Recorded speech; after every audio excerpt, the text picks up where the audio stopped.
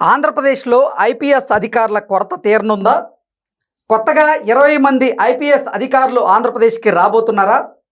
ఈ కొత్త ఐపీఎస్ అధికారుల రాకతో ఆంధ్రప్రదేశ్లో ఉన్నటువంటి కొంతమంది ఈ ఆర్థిక నేరస్తుల గుండెల్లో గుబులు మొదలైందా అంటే అవునని సమాధానం ఇస్తున్నారు కొంతమంది రాజకీయ విశ్లేషకులు. ఈ నేపథ్యంలోనే ఇదే అంశం మీద మనం పూర్తి స్థాయిలో విశ్లేషణ చేసుకుందాం. ప్రస్తుతం మనతో పాటున్నారు ప్రముఖ రాజకీయ విశ్లేషకులు, ప్రముఖ సీనియర్ జర్నలిస్ట్ డివిఎస్ గారు. వారితో మాట్లాడదాం.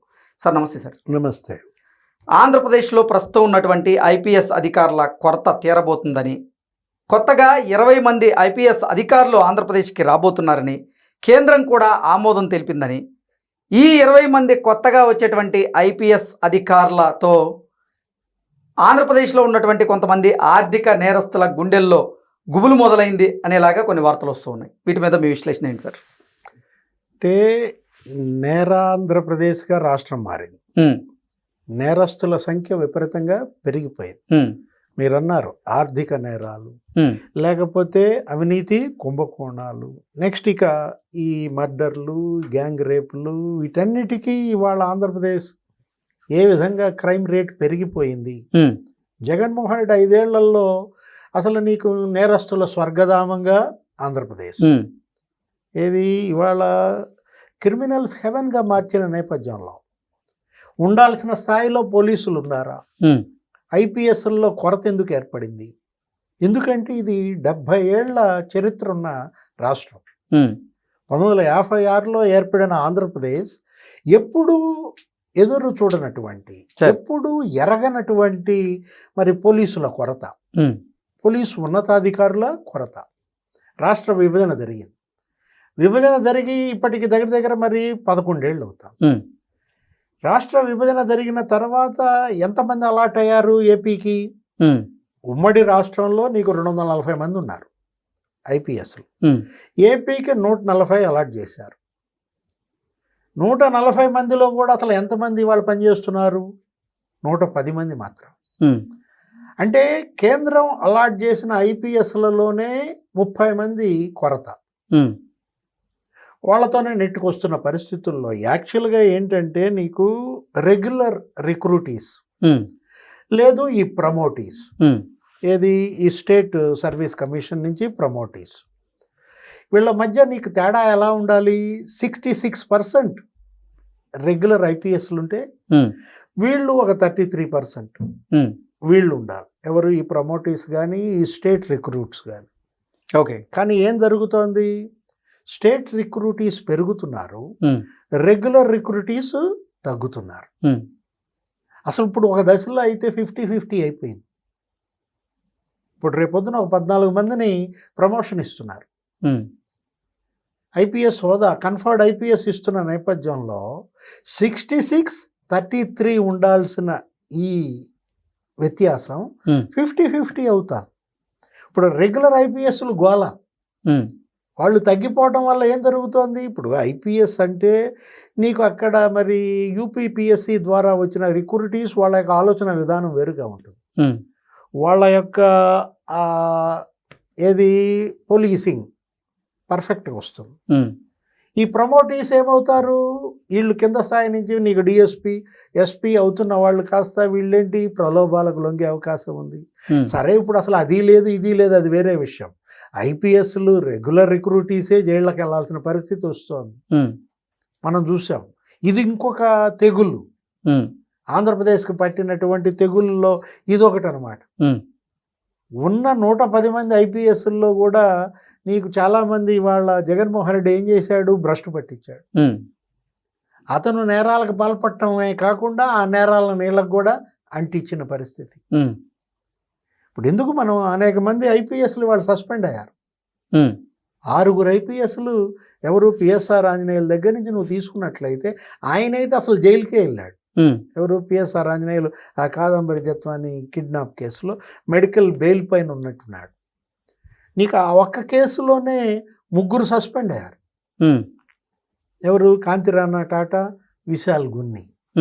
ఆ రజనీ పుణ్యమా అని విడుదల రజనీ, ఆ జాషువా సస్పెండ్ అయ్యాడు. అదే ఆ స్టోన్ క్రషర్స్ ఆడి దగ్గర లంచాలు వసూళ్ళు. ఇక జగన్మోహన్ రెడ్డి వల్ల సస్పెండ్ అయిన వాళ్ళ సంగతి ఇక నేను చెప్పాల్సిన పని లేదు. అసలు ఈసీఏ సస్పెండ్ చేసింది. ఎన్నికలకు ముందు ఎన్నికల కమిషనే అసలు వీళ్ళకి పోస్టులు తప్పించింది.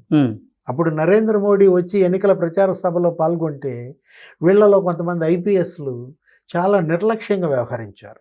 ఆ జగన్మోహన్ రెడ్డి బంట్లుగా మారి, అంటే అసలు వాళ్ళు ఐపీఎస్ కాదు జేపీఎస్ అన్నారు.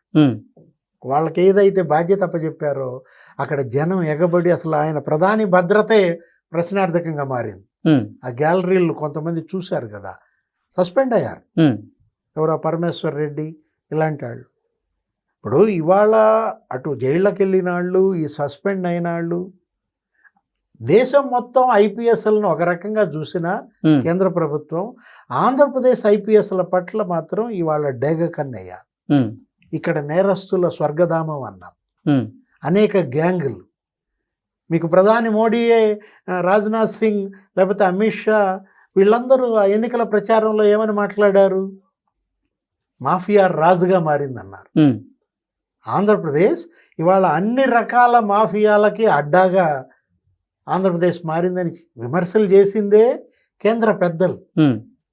మనకు తెలిసి అప్పట్లో రాజశేఖర రెడ్డి హయాంలో 4 మాఫియాలు వినేవాళ్ళం. శాండ్ ల్యాండ్ మాఫియాలు, లేకపోతే వైన్ మైన్ మాఫియాలు అనేవాళ్ళు, ఏదో ప్రాసలాగా. అసలు రెడ్ శాండల్ మాఫియా, గంజాయి మాఫియా, డ్రగ్స్ మాఫియా, నీకు అసలు మెడికల్ మాఫియా అన్నారు, ఎడ్యుకేషన్ మాఫియా అన్నారు. ఈ 2 మాఫియాలని మనకి పరిచయం చేసింది, మనకి చెప్పింది కేంద్ర మంత్రులు. ఆంధ్రప్రదేశ్లో ఎడ్యుకేషన్ మాఫియా ఉందన్నారు రాజ్నాథ్ సింగ్.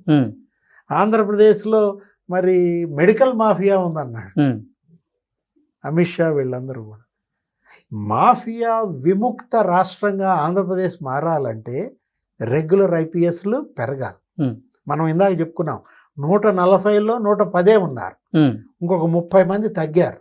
ఆ 30 మందిని వెంటనే అలాట్ చేయాలి. నెక్స్ట్ అసలు పెంచారు ఐపీఎస్ఎల్ని. ఇప్పుడు ఆంధ్రప్రదేశ్కి 140 నుంచి 172కు పెంచారు. అంటే ఇంకెంతమంది రావాలి? 32 మంది రావాలి.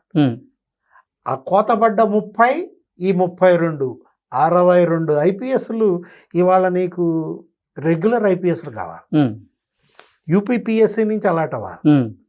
అంటే ఈ 5 ఏళ్లలో నీకు కనీసం ఏడాదికి 10-12 మంది ఇస్తే తప్ప, అలాట్ చేస్తే తప్ప నువ్వు ఆ టార్గెట్ని రీచ్ కావు. సంవత్సరానికి ఒక 10 మంది 15 మంది ఐపీఎస్ఎల్ని ఆంధ్రప్రదేశ్కి వీళ్ళు అలాట్ చేయాలి కేంద్రం. అప్పుడు మాత్రమే ఇక్కడ పోలీసింగ్ పర్ఫెక్ట్గా ఉంటుంది, ప్రజలకు భద్రత ఉంటుంది, నీకు భూముల భద్రత. వాళ్ళ జనం కోరుకునేది కేవలం వాళ్ళ ప్రాణాలకు భద్రత మాత్రమే కాదు, వాళ్ళ ఆస్తులకు కూడా భద్రత కల్పించాలంటే పోలీస్ అధికారుల కొరత తీర్చాల్సిన బాధ్యత కేంద్రం పైన ఉంది. ఈరోజు ముఖ్యమంత్రి వెళ్ళారు ఢిల్లీ, చంద్రబాబు ఢిల్లీ వెళ్ళి వాళ్ళ అమిత్ షాతో భేటీ, ఇదే అజెండా. కాకపోతే అమిత్ షాతో చంద్రబాబు కలవగానే జగన్ ఏమో భయపడతారు, ఎక్కడ మమ్మల్ని అరెస్ట్ చేస్తారు. ఇప్పుడు చెవిరెడ్డి భాస్కర్ రెడ్డి దాకా అరెస్టులు ఆగాయి, మిథున్ రెడ్డి భయపడతాడు. లేదు అవినాష్ రెడ్డి అసలు నా వివేక్ హత్య కేసు ఆయన భయం అయింది. ఇవాళ భయరహితంగా ఆంధ్రప్రదేశ్ మారాలంటే ముందు మీరు చేయాల్సిన పని పోలీస్ని పటిష్టం చేయాలి. ఓకే, వాళ్ళకి కావాల్సిన ఆయుధాలు సమకూర్చాలి, వాళ్ళకి కావాల్సిన వాహనాలు సమకూర్చాలి. Okay sir, thank you so much. నమస్తే.